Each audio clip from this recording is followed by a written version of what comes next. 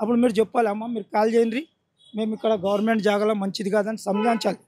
Bulldozer తెచ్చి గులగొట్టుడేంది?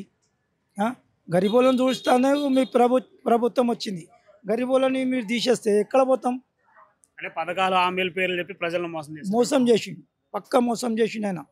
అది ఇస్తా, ఇది ఇస్తా, అది చేస్తా, ఇది చేస్తా అనుకుంటా అన్నీ చేస్తా ఏం చేయలేడు ఆయన.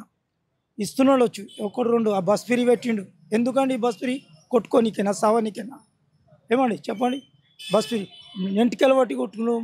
మొగోళ్ళకైతే వాల్యూ లేదండి బస్సులో. కూర్చున్నాడు అనుకో లేవంటారు.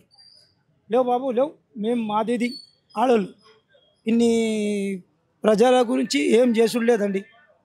ఉన్న మాట చెప్తున్నాం. ఎందుకంటే నాగేంద్ర అన్న మంచిగా చేసిండు, చేయలేదని లేదు. గతంలో బీఆర్ఎస్ ఉన్నప్పుడు ఎట్లా ఉండేది? బీఆర్ఎస్ ఉన్నప్పుడు మంచిగా చేసిర్రు, చాలా బాగా చేసిర్రు. ప్రతి మనిషికి మంచిగా చేసిండు. కరెంటు పోతే లేకుండే.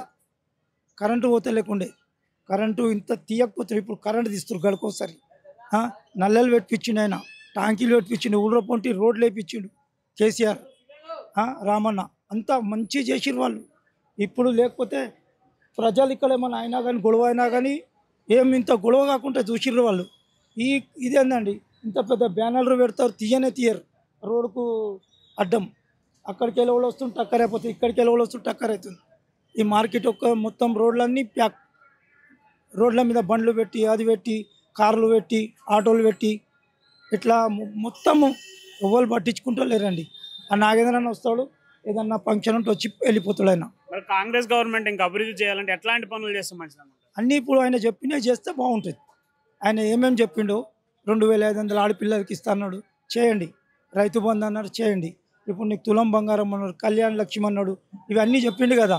అవన్నీ చేస్తే ఆయనకు మళ్ళీ ఒకసారి ఛాన్స్ ఉంటుంది. ఇక లేదు అంటే మళ్ళీ టీఆర్ఎస్ పక్క. ఇప్పుడు లోకం అంతా టీఆర్ఎస్ మీదనే ఉంది. ఇప్పుడు ఎట్లా అంటే కేసీఆర్ అన్న చేసిన లెక్కలకు చాలా బాగా నచ్చింది. మేమైతే ఊర్ల పొంటి ఉంటాం, మేము సిటీలో ఉంటాం. ఊర్ల పొంటి కూడా ఏమైపోయిందంటే ఆయనకు పథకాలు చెప్పినందుకు మోసపోయారు. పథకాలు ఇస్తా అంటేనే మోసపోయింది ఆయన. ఇప్పుడు అన్ని పథకాలు ఇస్తా అని చెప్పి ఇస్తలేడు. ఆ పబ్లిక్ కూడా చేంజ్ అయిపోయింది, ఊర్ల పబ్లిక్ కూడా చేంజ్ అయిపోయింది. సిటీకి నుంచి 39 సీట్లు వచ్చినాయి ఆయనకు టీఆర్ఎస్ నుంచి. ఇప్పుడు వచ్చేది టీఆర్ఎస్ గవర్నమెంటే మళ్ళా పక్కా.